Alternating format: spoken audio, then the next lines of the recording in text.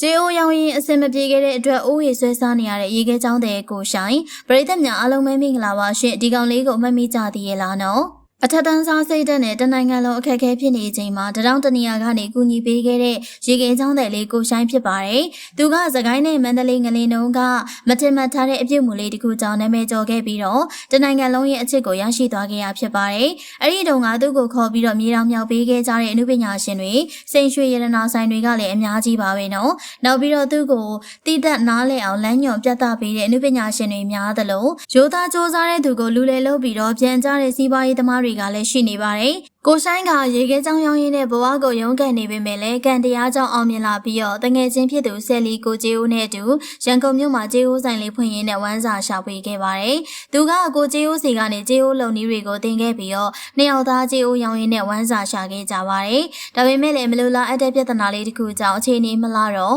ကိုကျေဦးရဲ့လူလေလုပ်ချင်းကိုခံခဲ့ရပြီးရှယ်ယာဆက်တူလှုပ်ထားတဲ့ငွေတွေကိုပြန်အမ်းခံခဲ့ရပြီးတော့မတန်မရာငွေကြေးနဲ့စကိုင်းကိုပြန်လာခဲ့ရတာဖြစ်ပါတယ်။ကိုဆိုင်ကတော့သူလူလေလောက်ခံရတာကိုရှက်ပြီးရိုးသားတဲ့သူဖြစ်တာကြောင့်ငွေတွေမစီမတက်ပဲရေခဲချောင်းရောင်းတဲ့သူဘဝကိုပြန်ရောက်ရှိသွားခဲ့တာဖြစ်ပါတယ်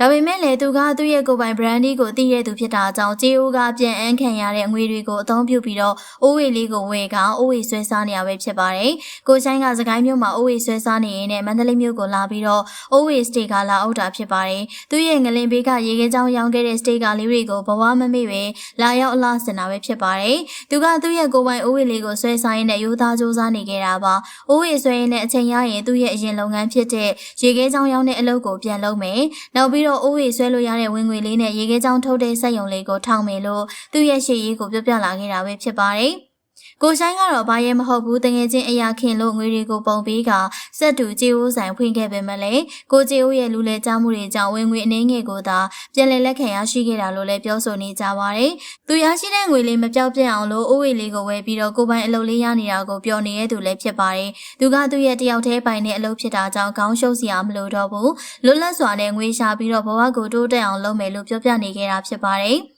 ဘဝရဲ့ကြာရှုံးချိန်မှာဘယ်သူမှအပြစ်မတင်ပဲဘဝမမေ့တဲ့ရေခဲချောင်းတယ်လေးကိုဆိုင်က